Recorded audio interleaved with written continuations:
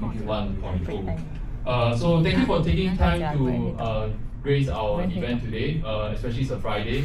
This series was created in collaboration with Advantage Advisory to bring business owners, founders, and entrepreneurs into practical conversations around the issues that can materially shape the future of your business.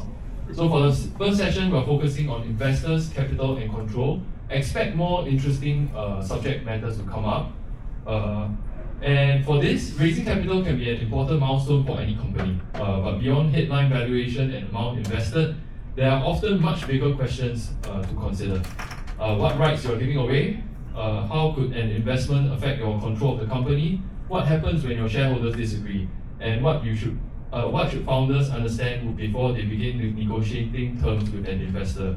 So today's session is intended to help you better understand these considerations before you find yourself having to make those decisions. So to take us through this subject, we are very pleased to have John Wong, Director at Bayfront Law. Okay, John is a Singapore qualified lawyer specializing in corporate law with experience advising businesses and investors on cross-border structures, mergers and acquisitions, financing investment funds, business structuring, and dispute resolution.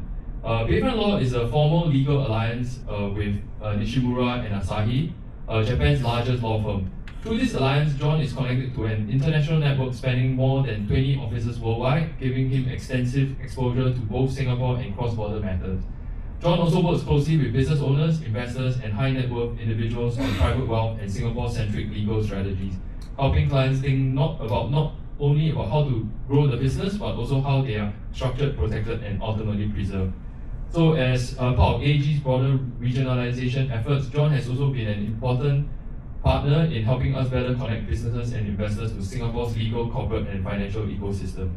More importantly, for today, we have asked John to keep this session practical. So if you have any Q&A questions later, do let your SCs know as well. They will actually be messaging us, and during the Q&A, we can start fielding in questions. Okay, finally, so as we go along, think about your own business, the conversations you may already be having with investors, or situations you may face in the future. And with that, please join me in welcoming John Wong. Yeah. Thank you everyone for coming on Friday. Just a little bit about myself. So I'm from Bayfront Law. Bayfront Law was established in 2017. We're mainly what we call a corporate or non-contentious firm. We specialize in M&A, corporate finance, investments and funds, private wealth. But we do round that off with providing litigation or arbitration services. Yeah. Next slide, please. So we are part of the Nishimura and Asahi network. So Nishimura and Asahi is Japan's largest law firm. We have about 25 plus offices around the world, about close to 1,000 lawyers now. Singapore is one of the offices. Usually what we do is we usually help Northeast Asians, Japanese, Koreans, and Chinese invest in Southeast Asia. That's generally that's our day-to-day, our bread and butter. Yeah. And then through that process, what we do is we usually help them navigate the very local frameworks or very local landscapes when it comes to legal structures when they invest into the different ASEAN countries. Next slide, please. So this session is for business owners. In particular, this area we call it corporate finance. And what that means is when you have a business, which is a corporate, the business tends to raise funds, raise financing, it needs liquidity. So that's why we call this practice area from a practitioner's perspective. We call it corporate finance, and there are two parts to it. Usually we look at debt, which is loans, and then there's another side to it, which is called equity. So the area that I'm going to talk about, you know when you watch shows like Silicon Valley, or when you hear about people doing Series A, B, C, that is corporate finance, but from an equity perspective, not a debt perspective. So when you think of debt, it's usually bank loans or private credit. Equity is the flip side of that, and usually when it comes to SMEs, startups, this would be the usual terms or concepts that you would want to be familiar with when you are trying to raise capital or equity from investors. Okay. So this session is mainly for founders, business owners, but it's a game that's played between business owners, founders, and investors. So the two sides to this coin will be always the founders inside, and then the investors who are coming in as equity. Okay. The 6 areas that, roughly speaking, like how I'll try to explain this to you is things that you need to consider before you raise equity. So that's area number 1. Number 2 is, what are you using to actually raise? Like, what kinds of equity can you raise? Okay.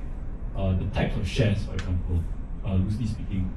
3, the third category that you should consider is the economics behind your raise. Some would say this is the cost of equity, the cost of your financing through equity, right? Because you are paying for something when you raise through equity. It's like how, when you do debt financing, you pay interest rates. That's the cost of the financing from debt. But the economics for equity, sometimes it's not so clear. So the idea here is to try to, in the short time that we have, we will try to explain what you need to consider so that you don't get discounted from an equity perspective. Okay. And then when you take on investors, or you're an investor, there will be issues of control and the control mechanism, so that when you're entering, when you're an equity investor, how do you monitor your investment? Do you take the board seat? How do you monitor the performance of your portfolio company? How do you control what they use the money for? That will come under category number 4.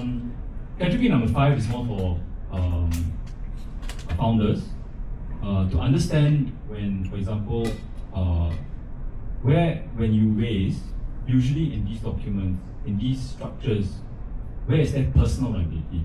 Okay, so that's item number 5. That's category number 5, and number 6 is what would you need to consider when you exit? Okay, so a business is an economic venture, right?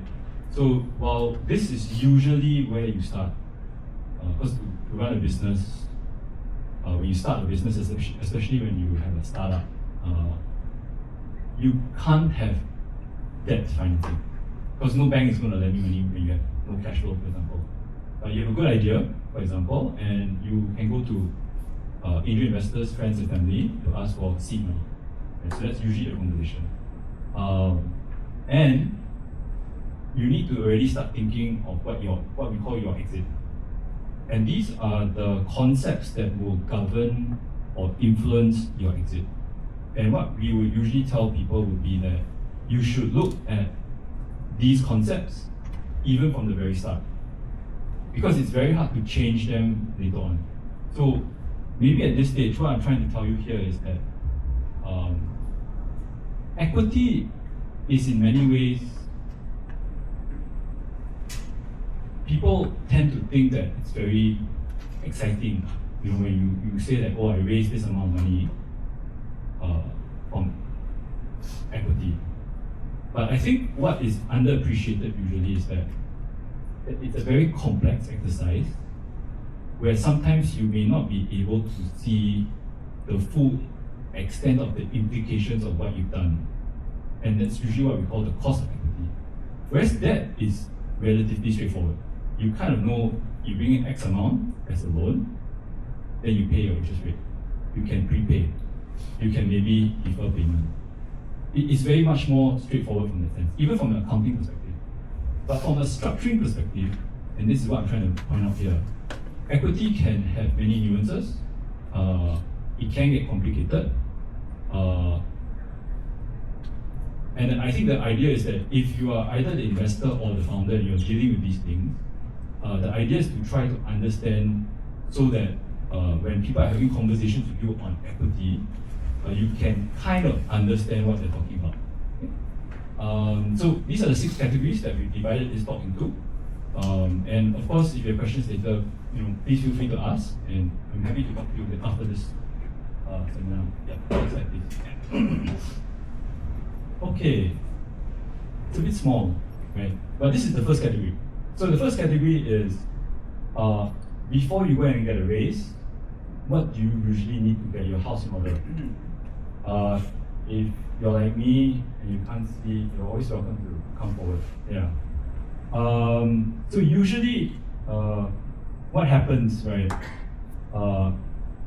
is that when you have an investment, okay, when you have a situation where there is quite a sophisticated investor coming in, right, you have to be aware of, I think, two types of clauses. One is called the warranty, and there's something called the indemnity. Okay, so a warranty is usually what we call a statement on the condition of your business. Okay, so if you can see, sorry, it's in the second line there, right? The other concept is called an indemnity, right? So when you are investing into something, you want to make sure that you're investing into something that is what is promised. So if someone promises you a particular business with a particular condition, you don't want anything less than that, because that's what you're investing into. So that is what a warranty is about. Okay? If you breach that warranty, that is what we call at law a misrepresentation. And a misrepresentation, I think it's very important to underscore right at the beginning. A misrepresentation has a very, to me, interesting remedy at law. Okay? When you misrep, and that's the interesting about most legal systems nowadays. If you lie, if you have fraud, if you misrep, these are all in some sense connected. The genius of it is dishonesty. And the remedy for that is to put the person who was lied to in the position that he was before that happened. So in the event that there is a misrep, everything can be reversed. Okay, so it's a very drastic remedy. So that's why I want to bring it up straight away. Okay? So the reason why you want to do this is because you should get your house in order and don't misrep your house. Okay, so a couple of things that you need to look at would be your share cap table. Make sure your share cap table is clean. Make sure you don't have any hidden promises, or you've got some hidden option to someone else, or some side letter to, I don't know, your employees about being able to participate in the share cap table. Because if you have a messy share cap table, I can assure you, investors will never be happy, they will come after you. Okay? IP assignment. Okay. Your businesses nowadays, especially for tech companies, tech businesses, you want to make sure that the company is properly structured. So over here, I put it very simply, what you should do is you should put the value of the IP and make sure that it is put properly under the ownership of your company. Make sure that it's done properly, it's not in the hands of an employee or it's in some other company. Okay?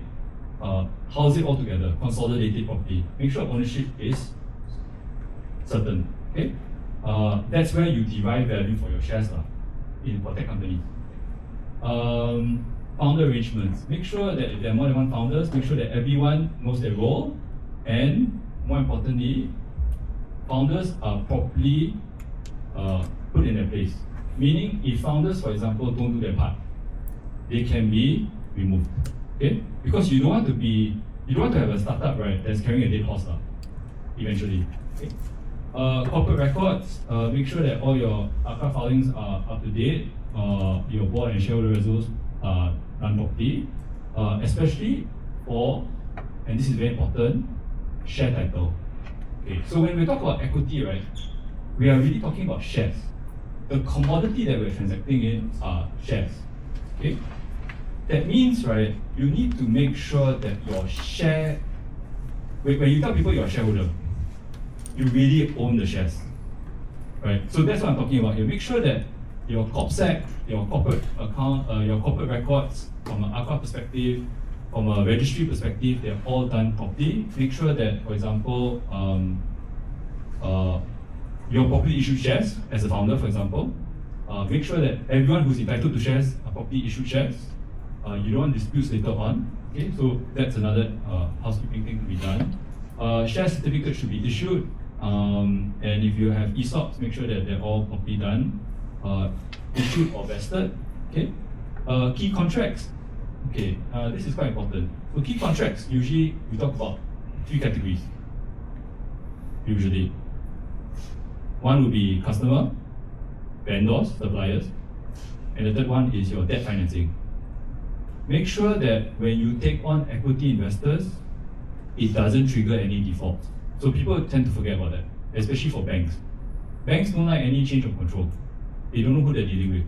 So if you suddenly bring in someone else, bank will not be happy, they pull financing, they pull working capital, again, company gets affected. Okay, so always be quite aware of what your contractual obligations are, but in particular, know how an equity raise affects your contractual position. Okay, and make sure that license conditions, for example, so if you're in a regulated industry, make sure that you are allowed to raise capital. You're allowed to bring in new shareholders. Sometimes regulators do not like suddenly in licensed entities to have a new shareholder face appearing. They want to know who's that person. So very common now is this concept of fit and proper. Okay? Fit and proper is a very broad concept, but basically it means that the person shouldn't be dishonest. The person should, I think it applies to a lot to FCs as well. So basically the idea is that person is a person of particular repute and has certain competence, is honest. Make sure that if you are licensed, the shareholder that you're bringing in does not bring any baggage with them. Yeah. Next slide, please. Okay. Now we're moving on to when you do a raise. What do you use to raise? So these are what we call the instruments, the documents. Okay. And then what do you usually get? Okay, so now I'm going to be very general here. Okay. The default position is ordinary shares. Ordinary shares is it is what we call provided for under the law. It's the default position. Okay. What it means usually is 2 things. It means a lot of things, but two main things. One, it means you get voting rights, and you get dividends. Okay. 2 important things: voting rights and dividends. Okay. Now, if you are a founder, right, and you take control of the business as you raise money and you drive the business, because it is in a way still your business, you don't want to get diluted in terms of control. Because you don't want to, for example, if I start a business, then suddenly my auntie wants to join me, right? Then she comes in, then she got voting rights, right? Everything she wants to try to vote with me. It's not going to work. Okay? So that's where we have this concept of non-voting preference shares. So we're now moving to the second column. Okay? Non-voting preference shares basically is what we call adaptations to the ordinary share position. Okay? So what that means is that you have the ordinary share class, but you are also allowed in companies to issue different classes of shares with different features. And all these are loosely termed preference shares. Okay?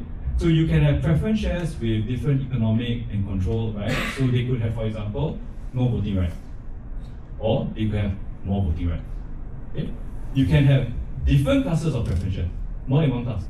You can have preference class, class A preference share, class B, class C, etc., etc. Okay?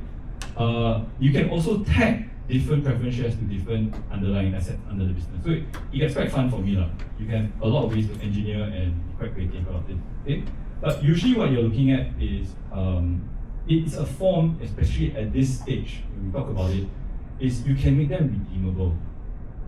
So think about it as a hybrid of debt. What you can do is, you can issue shares, but at the same time, you can repay the person that you issue the shares to, so that you can get the shares back. Very much like a loan, but it's at the same time not a loan. It's something you can book as equity, which for certain purposes might be important for the investor or strategically for the company. Okay? Because the company may want to say that they have no debt, so they issue, a particular type of equity where they can redeem it later. They have more control over their financial destiny. Okay? Yeah. Okay, so ordinary shares, preference shares aside, now there's hybrid forms of these. Okay? My favorite form is called the convertible note. The convertible note is a convertible debt. There's no magic to it. I lend you money, you take my $10. There are many ways to play this, but this $10 later on I can convert into debt. I can convert it into equity. So instead of, for example, I buy, for example,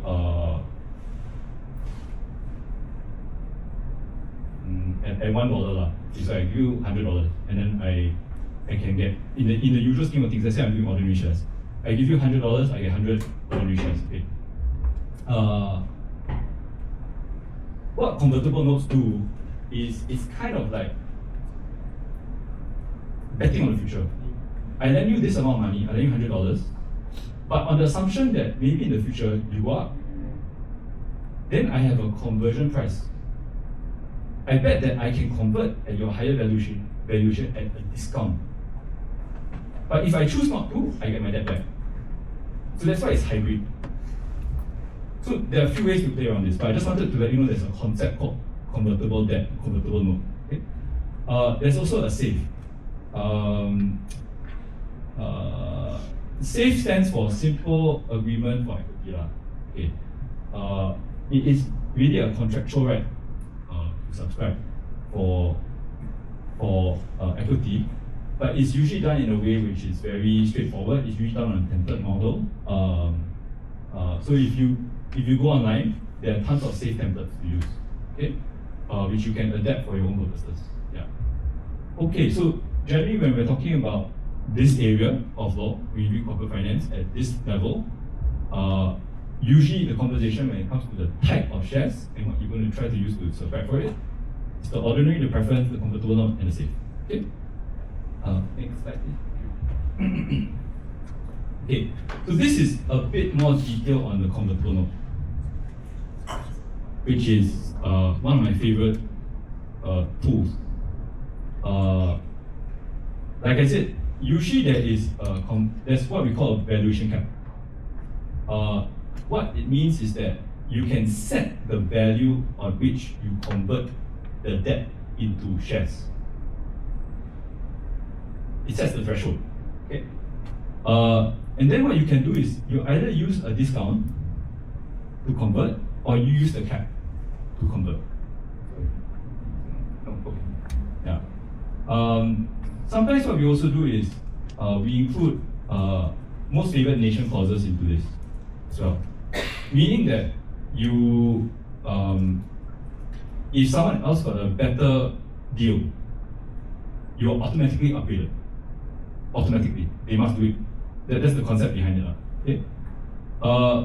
And then there's conversion triggers. So usually what the conversion trigger does is that there is a future event that you're betting will happen, and once it triggers, and there can be several, you can just like end. There's no limit to this. So that's why the imagination, that's why I always compare this to just simple straight debt. Simple straight debt, right, is you ask for $100, and what's the interest rate? This is the interest rate, that's kind of it. Okay. But with this, right, you can be more creative. You can really try to understand the business, and then you can bet on certain outcomes if you're a betting person, or you can de-risk yourself. In the event of certain events, you don't have to convert, right? So there's also automatic conversions.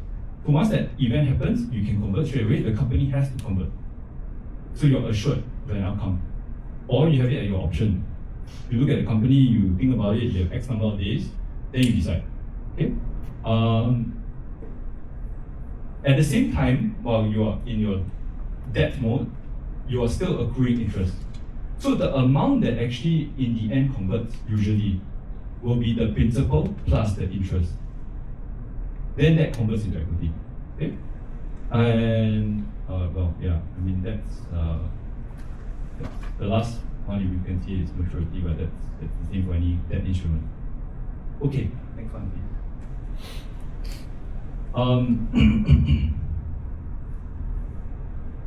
And usually in this space, when you're talking about equity financing, there will be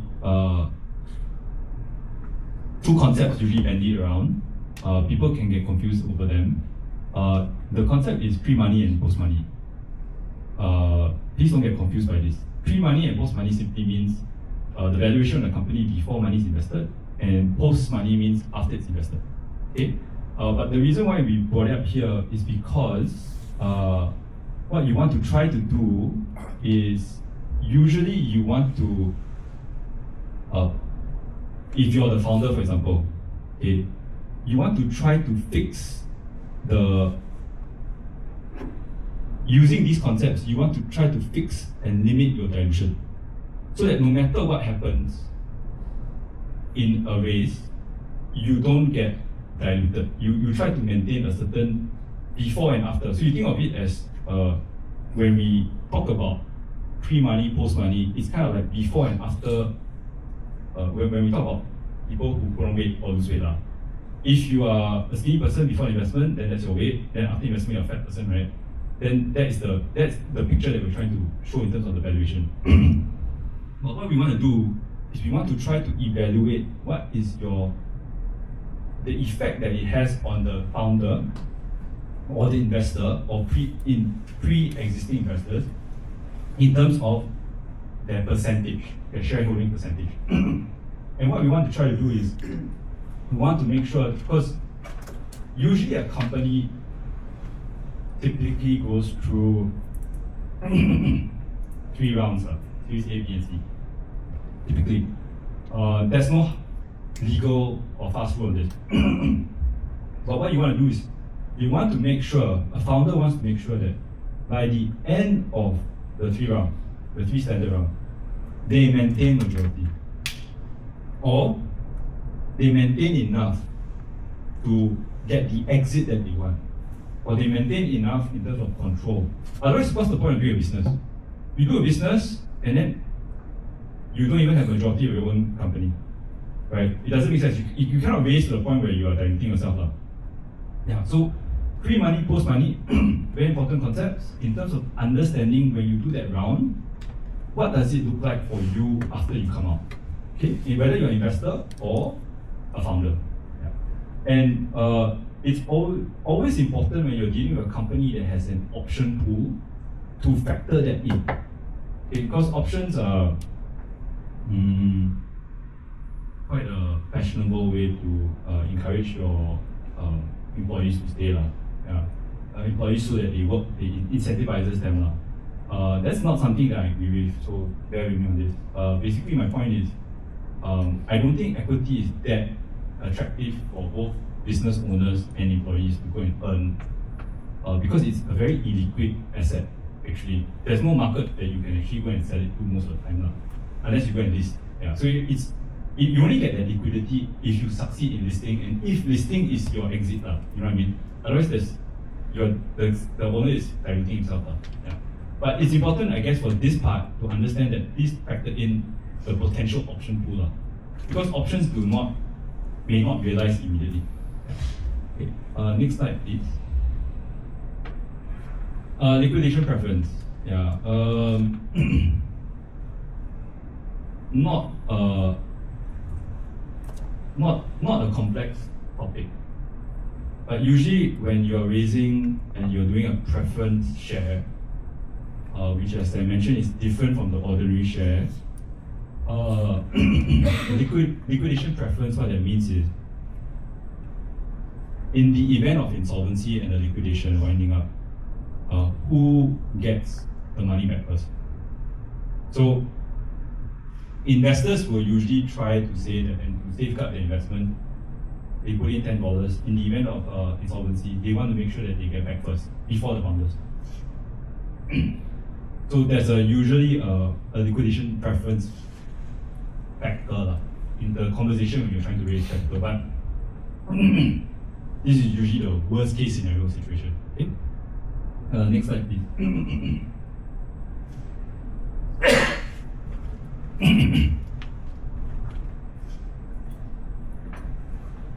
Okay, anti-dilution. Thank you very much.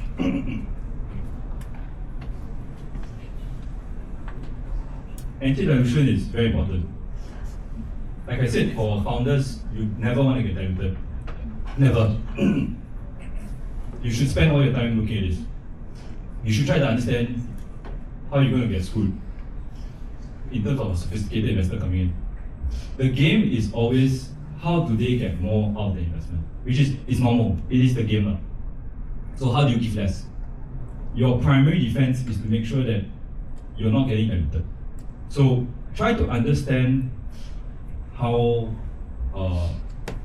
you may get diluted and what mechanisms you have to protect yourself.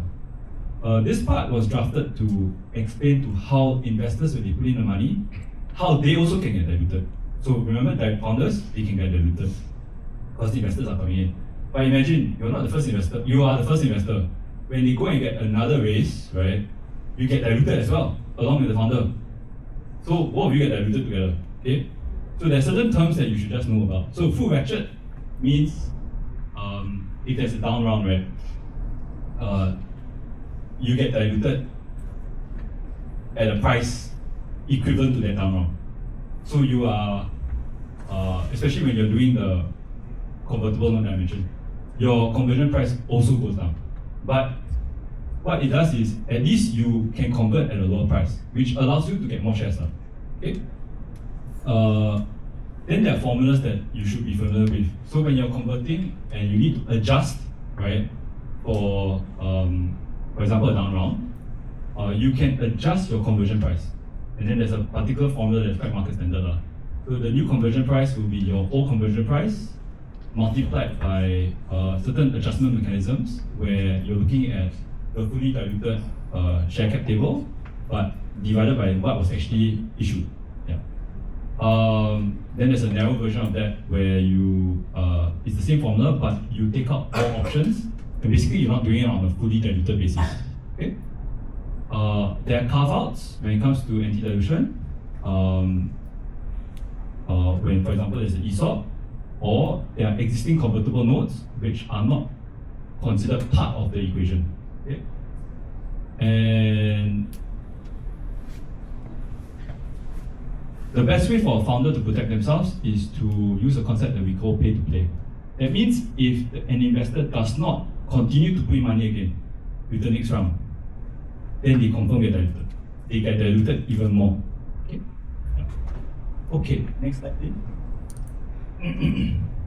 Okay, this is the part where I enjoy the most. Yeah, this is control. Okay, so few basic fundamental points first. First is all companies have a board. Okay, so the important thing is to consider who's on the board, how many people.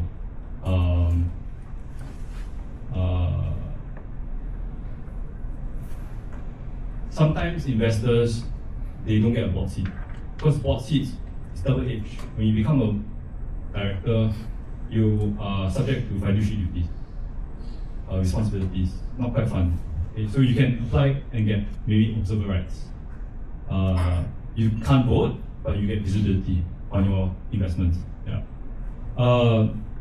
Take into account what the quorum is. So a simple concept, especially if you're what we call a lead investor, an important investor, then the quorum must include you as a board, as a director voting.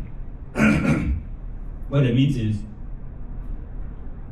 even if, let's say there's a board, there's 5 people, you're the lead investor director, and even a majority approves the resolution, so 3 out of 5 vote for it, it doesn't pass unless you vote for it. Okay? So that's what it means. Consider who has the chair and the casting vote. So casting vote is when there is a deadlock. Who can break the deadlock?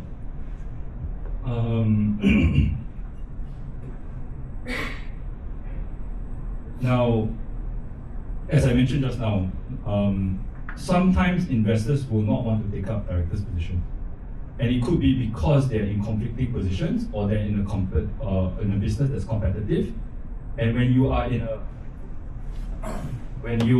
company where you are director of, this is very important, you must act in that company's best interest. There's no excuse. So if you are in a position of conflict, you must declare take steps to mitigate it. Do not vote on decisions that will put you in a position of conflict. Otherwise, you're opening up yourself to personal liability. Okay.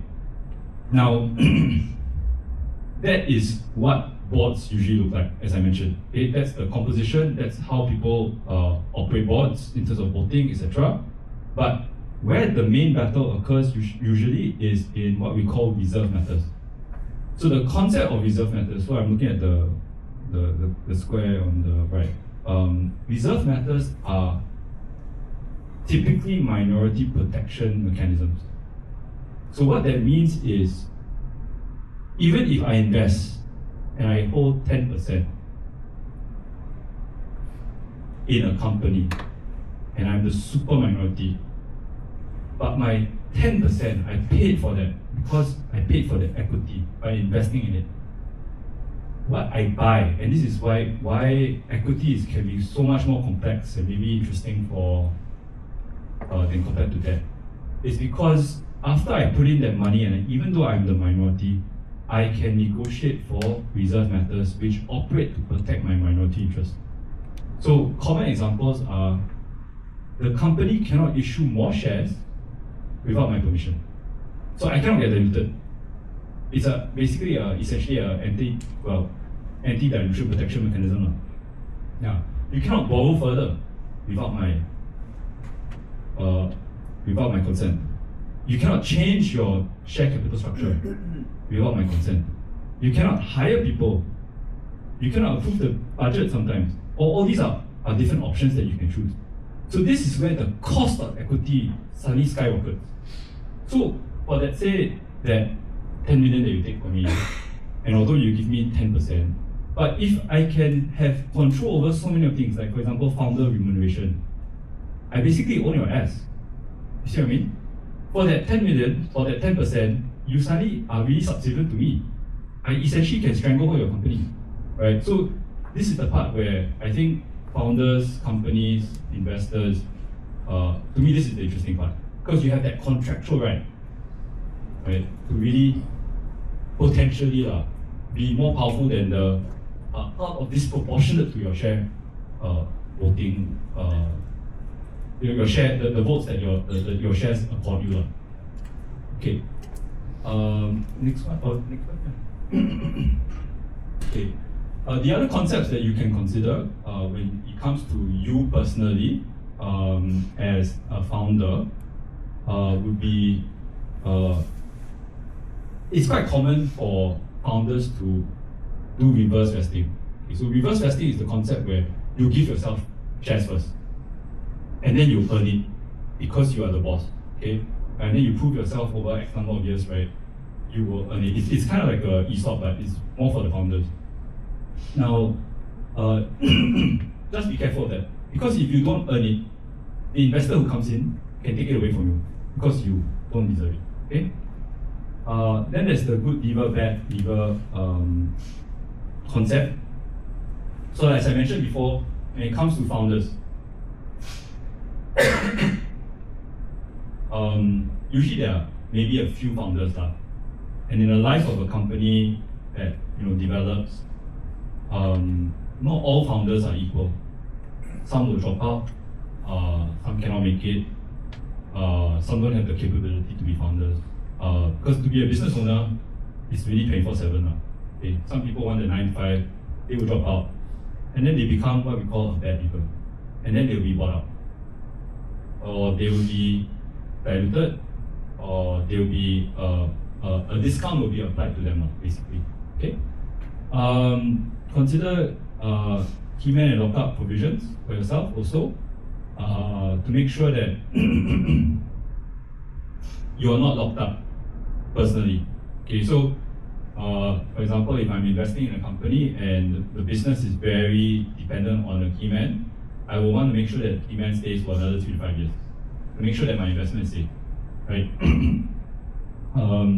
I can't have him like selling out, letting him sell off his shares to someone else for profit, because then he is less incentivized to work for my investment. Non-compete and non-solicit.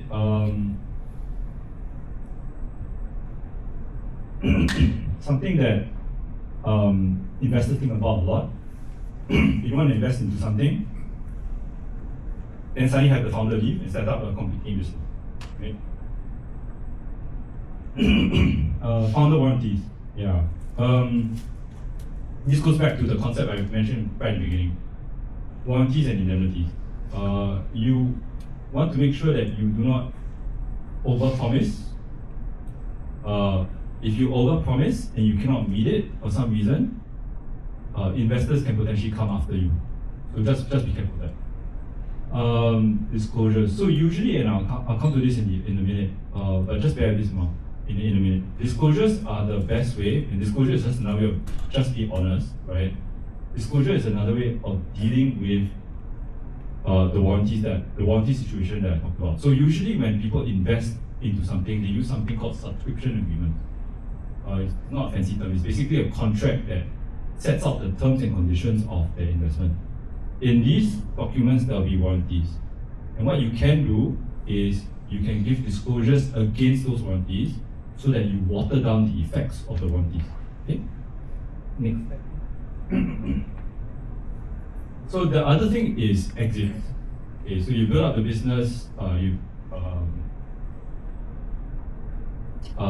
generally speaking, there are two ways to exit after you build up business. In my mind, there are two ways to do it. The first way is to do a listing. The second is to do what we call a trade sale. A trade sale is when someone acquires you. Okay? These generally deal more with trade sales because a listing is quite straightforward. You just go for a listing and then you float your shares, and if you want, you can exit to the public market. Right? So these deal more with the latter, which is the trade sale. So usually when you're doing a trade sale, you're selling out your shares, you want to make sure that there's no restrictions on yourself. So usually what we call those are preemption and right of first refusal. Okay, so just keep an eye out for that. Those are what we call share transfer restrictions. But at the same time, you also need to look out for tag along and drag alongs. So tag and drag alongs are mechanisms where you can manipulate the entire share cap table. So for example, if I sell, right? If let's say I have 60% of my company and I have investors about 40%, right? For me to make money, let's say I have no share transfer restriction on myself, imposed on myself. So I can always just sell my 60%, right? To someone who might find my company useful. It could be someone doing a similar business in another country and he wants to enter our market and he said, oh, I can just buy yours and I can have presence, right? Strategically quite valuable. So he doesn't need to buy the whole company. He can just buy me out. Okay? That will give him 60% sufficient control over something that will give him an entry point. Okay? So that's cheaper, right, than buying out everyone. Okay? So buying out the entire share cap table. So what a tag along does is an investor uses it to make sure that if I exit, they tag along on the same terms and conditions. Okay? They follow me out. I am required to make sure that the person buying me out buys them out as well. Okay? Drag is when it's a situation when the acquirer, it's better for the acquirer to have a complete acquisition of the structure, buy out everyone. But how do you get everyone to agree if you've populated your share cap table? So imagine you have many rounds. Maybe you did 5-6 rounds, and then you've got your share cap table is like littered with people, right? How do you do a clean sweep? You do a drag. So me as the founder, I will drag everyone and make sure that they sell out on the same terms as me.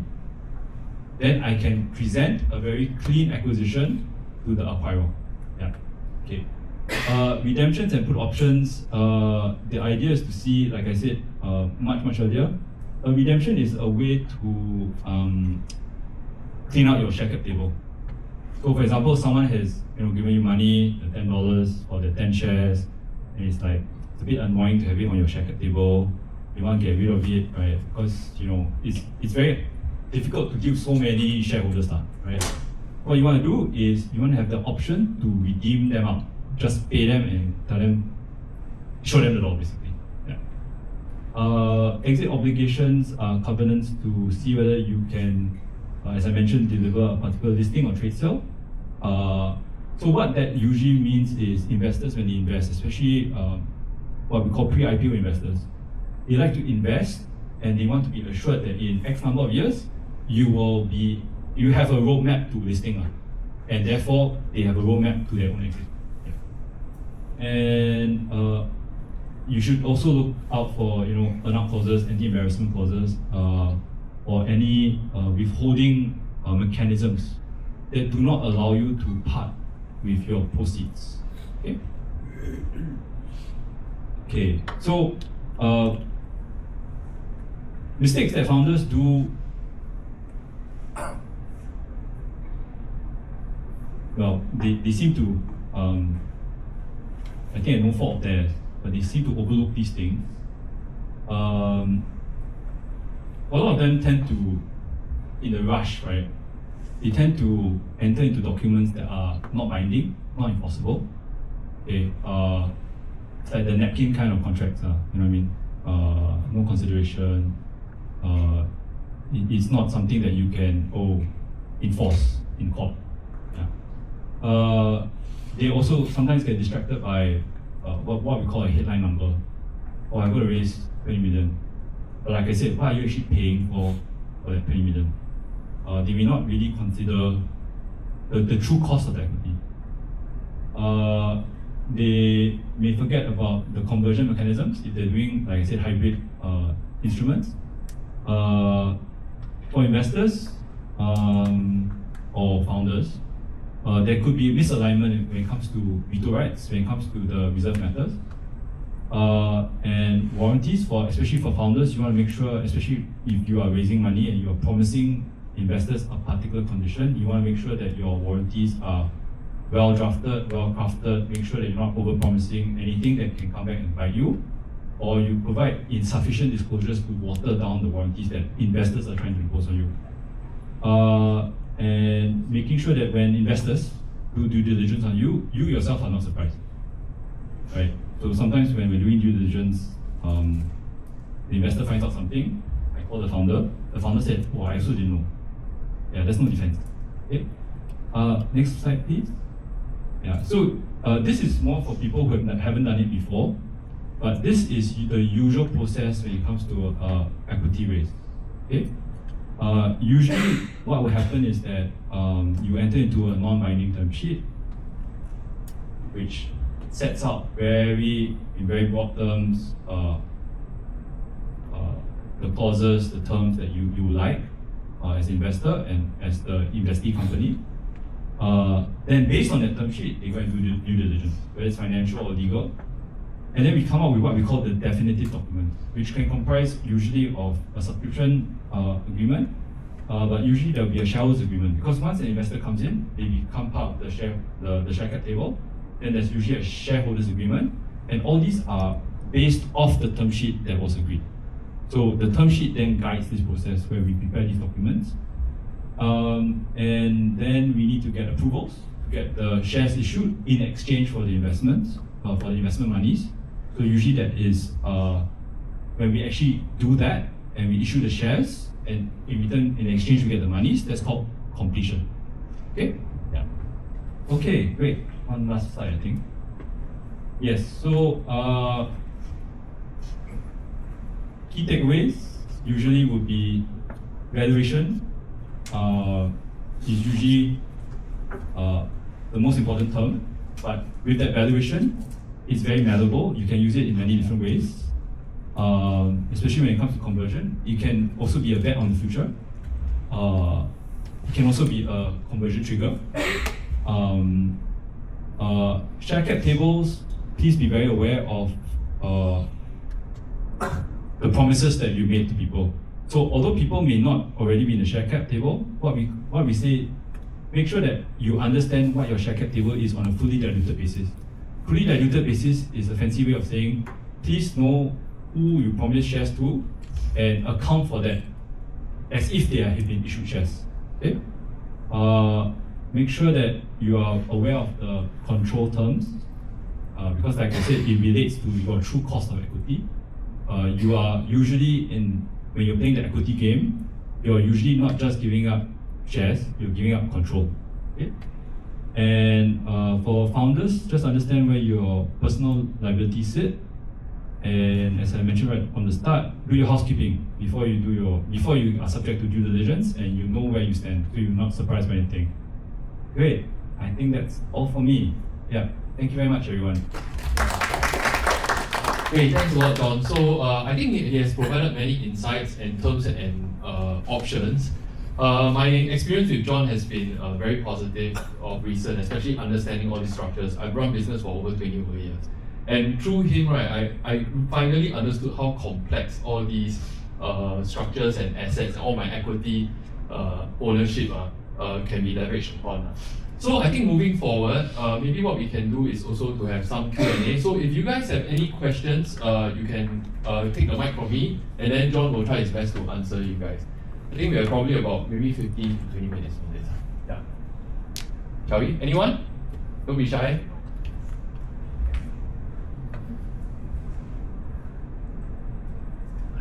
Yeah, how much is per hour, John?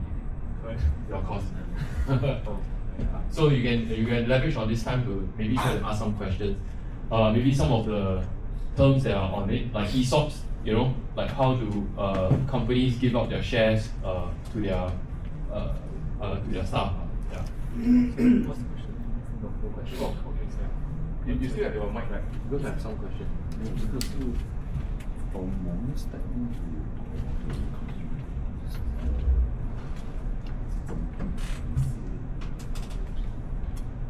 Anyone? Share the business. Yes. So I recently started a company. Congratulations.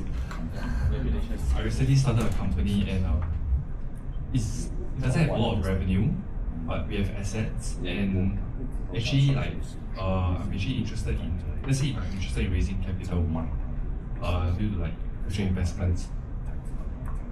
Is the value of the company based on the assets plus the amount of revenue earned so far? And then is it because in the early stages of the company, there's not a lot of revenue. So if I'm not wrong, I think investors can get a share at a big discount. And then how do I protect myself?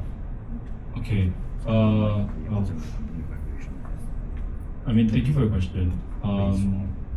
Maybe I answer you in broad terms first.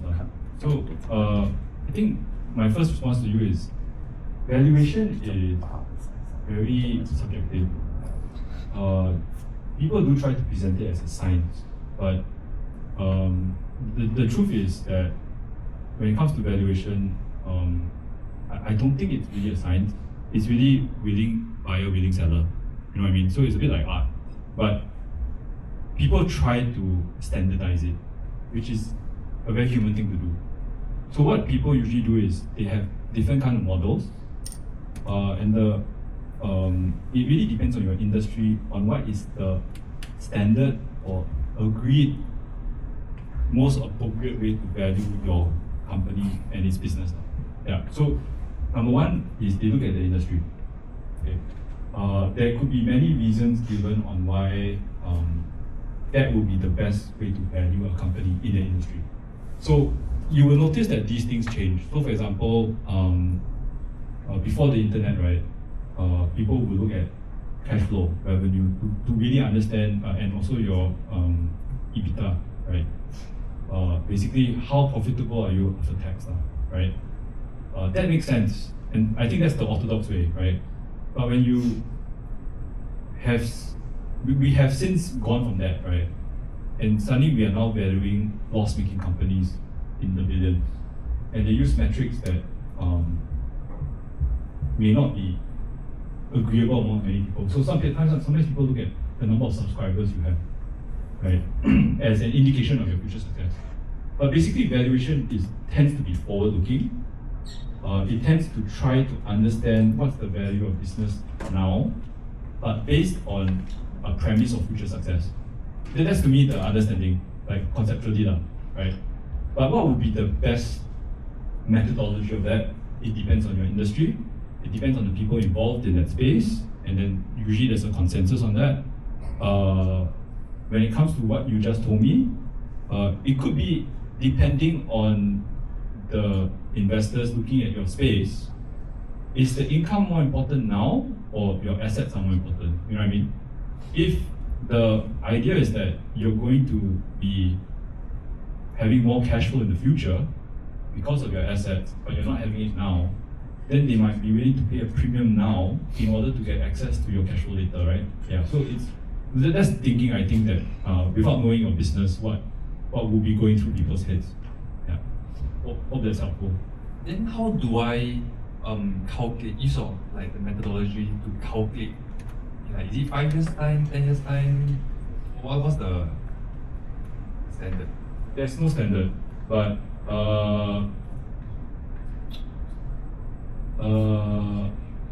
so that what you're referring to is what we call a multiplier, right?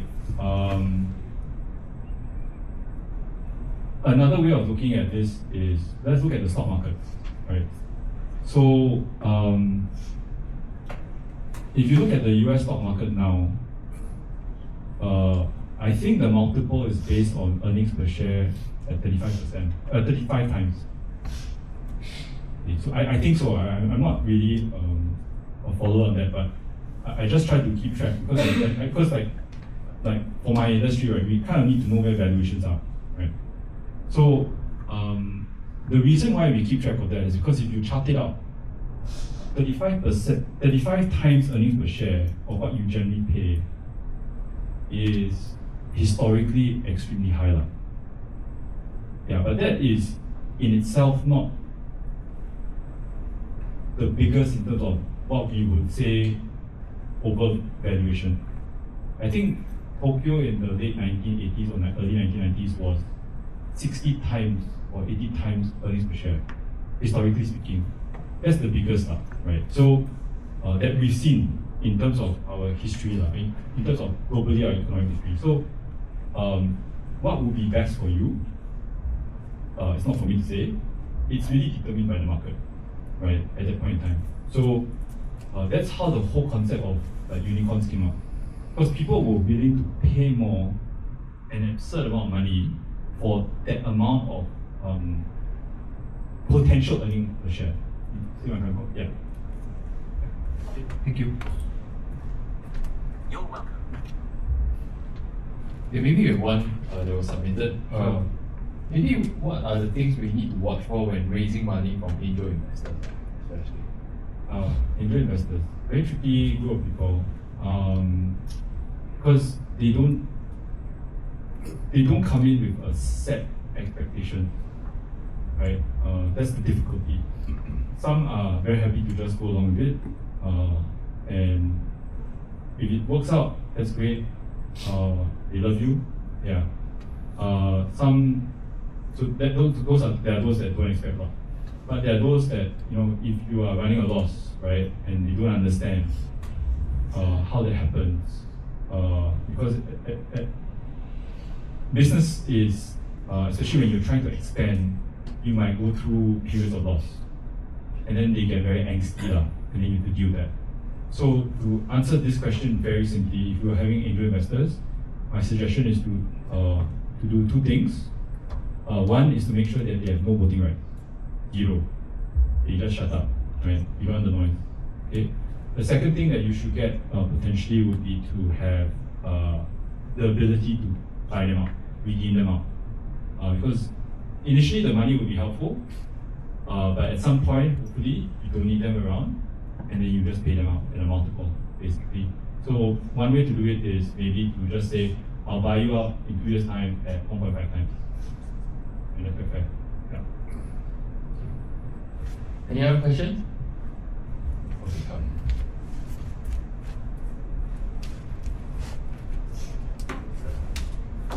Afternoon, thank you for sharing so far. I have a questions on preference share. Sure. Someone who holds on to a preference share, right, realize that maybe there wouldn't be much of an opportunity already. Is there a way to divest it?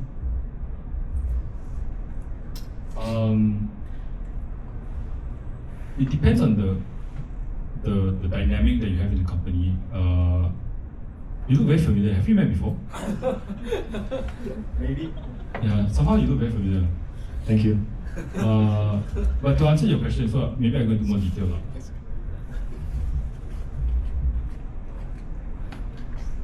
Generally, if you're in a situation where there's no secondary market, right, and you're in the private markets, it's very hard to find a buyer for it. So it's very hard to get rid of it. In my view, your best bet is to negotiate an exit. So although you don't have a contractual right to get redeemed, my advice at this stage, without knowing anything else, would be to agitate for an exit. Right? I assume your preference share is very big. I do not know what comes with your preference share. Does it come with basically I don't know what rights attached to your preference share, right? I don't know whether you have voting rights, for example. I don't know whether you have priority of dividends. I don't know whether you have any entitlements, right? But what I would do is, if you are supposed to have entitlement and you weren't given it, then that's technically a breach. Then I will use that to agitate my exit. Hope that helps you. Anyone else? I think mergers and acquisitions are very exciting, right? So as the topic comes up and I have a company that I want to sell, what are some things I should really look out for? Okay, so M&A is part of the trade sale process. So as I mentioned, I think what Uran is trying to say is that and M&A, getting acquired is an exit option, right? I think, as I mentioned just now, when you're trying to get acquired, what you want to be able to do is you want to present the best value proposition to an acquirer. That would be, the priority, right? And that's very simple to say. But what does that mean in a structural term, right? Clean cap table, the ability to sell everything, right? You don't want to be able to just sell a little bit here, a little bit there.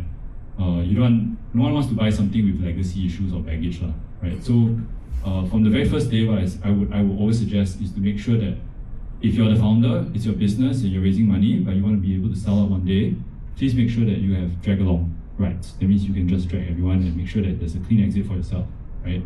Or you can redeem everyone out. But redeeming everyone out can get expensive because that's your money. You have to redeem everyone out first and then sell out.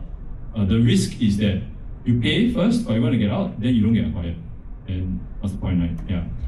The point is to use someone else's money to clean everyone out. Right? So that's the whole point of the drag. Yeah. So I think to just give you a short, quick and dirty answer would be to make sure that you have effective drag along, right? Any more before I fire another one? Another one. Then one more. Sure. Yeah. Do we have anyone? When a buyer says we'll keep you running the company after acquisition, what should the founder be careful about? Okay. Yeah. So that's a normal situation, especially in Singapore where we are seeing quite a number of sellouts. Because in Singapore there is a phenomenon happening as we age. There are a lot of companies that are quite substantial, hidden. You don't really see them very much. They're not listed. They do have substantial businesses. Nothing to really frown upon or look down upon. But they don't have successors. And they do want to, as the owners age, it's more and more difficult for them to maintain the business because they age, right? They get tired. They don't want to really keep up. They don't need to sometimes, right? So they usually sell out. Okay, but the person coming in doesn't really know the business themselves, and they need the founder or the original controller to stay around to maintain the business and to do a handover, a transition, right? So that's usually what we call key man, and the key man needs to stay. The usual market practice is to keep them around for about 2 years, 3 years. They can be incentivized. So sometimes what we do is if they stay around and they yet increase the revenue, for example, they get price adjusted incentives, right? So they get paid more. So for example, you buy a company's 10 million, but the founders stay around for another 2 years, and then they raise it to 12 million. So you pay a little bit more for that, you know what I mean? So that they are incentivized to stay, to help, and to teach you while there's that transition period. I think that will answer your question. So usually to stay around for 2 to 3 years. Yeah. Okay, I have one final question. Okay, I've done many startups. So a lot of times as a startup person, you are thinking, I don't want to engage a lawyer. It's going to cost me a lot of money, right? You know, cash flow is always the consideration. So at what point do you think, like when all these circumstances come up, it's the right time to call your lawyer, your tax advisor, and your corporate services to come and settle all these things? So to be honest, I think especially when you're being acquired, I don't think a lawyer helps you very much. When you are the seller. I think what's more important is to have a CorpSec to be able to, because when you're getting acquired, a key question most of the time is the share title. It's like buying land. You know, you need to verify the land title because what you're buying is really the shares. You want to make sure that the share title is genuine. You know, so usually a CorpSec, having a good CorpSec from the start is what you really want, and to make sure that all the governance issues are done properly, like the resos are kept in order, the registry is kept in order. Because for shares, the registry is important because you need to trace the title and make sure that from issuance date there was nothing to really affect the title. Yeah. So I think CorpSec is important. Accountants are usually important because without the numbers, you're not really able to justify the value. Yeah. I think where lawyers come in is usually when you are subject to intense due diligence as a seller, right? Then we are able to make sure that nothing is misinterpreted, the flow of information is done correctly, and you're not taken advantage of doing a due diligence process, right? Because you're really opening up yourself, right? But I think for an acquirer, a lawyer is more important. So the reason why a lawyer is more important is because for the acquirer who is buying up the company, like I said, you're buying it up on certain promises, on the state of that company, which, as I mentioned, in legal terms are the warranties, right? And if the warranties are breached and you're not getting what you paid for, so you ask for an apple, a great apple, but you're given a green apple, right? You never wanted a green apple.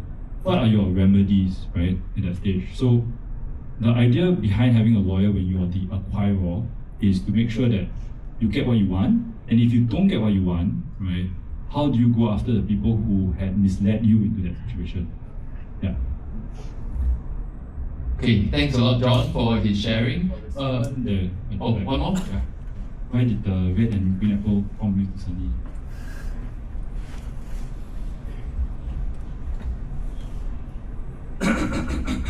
Yeah, just want to ask because right now I just started an AI company a few months ago. So we are doing voice agents that do outbound calling. Then as of now, right, because I'm running it as a service business, so it's not like the normal SaaS type.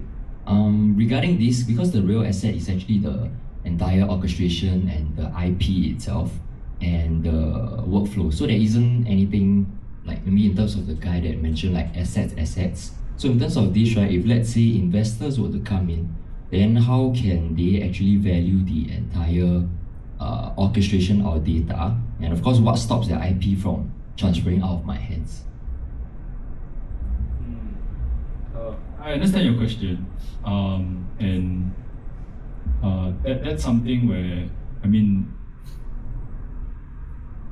I guess that's where lawyers do come in, because we have to grapple with these concepts where it's very intangible asset, right? So if I'm acting for the other side coming in, right, my first question is, how do I lock down the value of your company? Which is exactly the essence of your question, right? And you, on the other hand, you also want to try to explain how do you concretize or crystallize the value of your company, I mean, is it in the processes? Is it in the IP, right? It's very often a mixture of both. Yeah. Usually in the process, right, the question is usually how important are the founders to that process? Can we do without the founders, right? How are the customers? So I think in your case, right, if I'm doing the acquisition or I'm acting for you in trying to present the best possible value, right, I would actually look at it from the point of view of how sticky are your customers. So are they, for example, and I'll try to express it in certain ways. So at the negotiation table, I will be expressing it as, oh, I've got very long-term contracts. My contracts are like for 10 years, like forever lah. You know what I mean? Recurring income from these kind of clients, you know, names that matter. That's the value of the. It's not so much about your IP per se, right? There could be better people out there with better tech, right? But that doesn't matter. What matters is these people use you, and they're tied to you for X number of years. So it's about the narrative lah, right? So I think where advisors come in, right? I mean, serial entrepreneurs, they are able to do it themselves because they do it all the time, right? They do it one after another, right? But I guess advisors are able to come in, and that's where investment bankers come in. They are able to help you create a narrative, to tell people why this is worth the price that you should be paying for. Yeah. So where I come in is to make sure that the narrative is supported by structure. So I will be making sure that your long-term contracts are done. I'll be there to make sure that you can derive value from legally and verifiable things. Yeah. Okay. No problem. Any more? No more?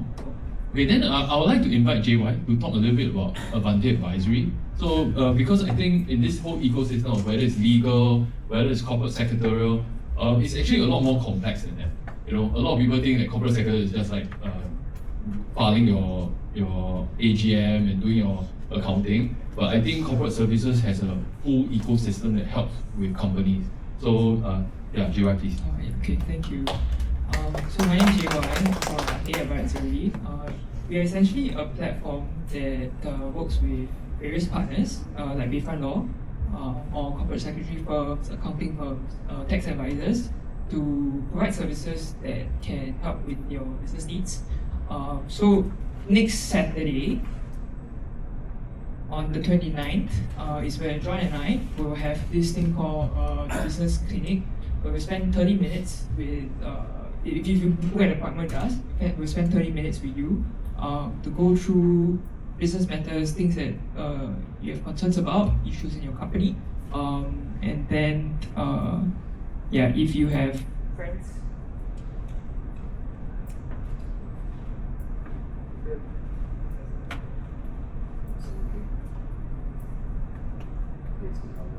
Can you hear me? Okay, so yeah, simply put, if you guys have friends or if you have questions that you like to ask, you can spend time with us next Saturday. Just let your FC know that if you want to book an appointment, then they can arrange it for you. It's happening between 1 to 5 p.m. Next Saturday. Yep. Okay, great. So we have come to a close for this sharing. Later, John and JY will be actually hanging out in the lounge. So if you want to like field any questions, like approach them, find out who they are, exchange some context, please go ahead and do so. But at the same time, you can also approach some of our advisors.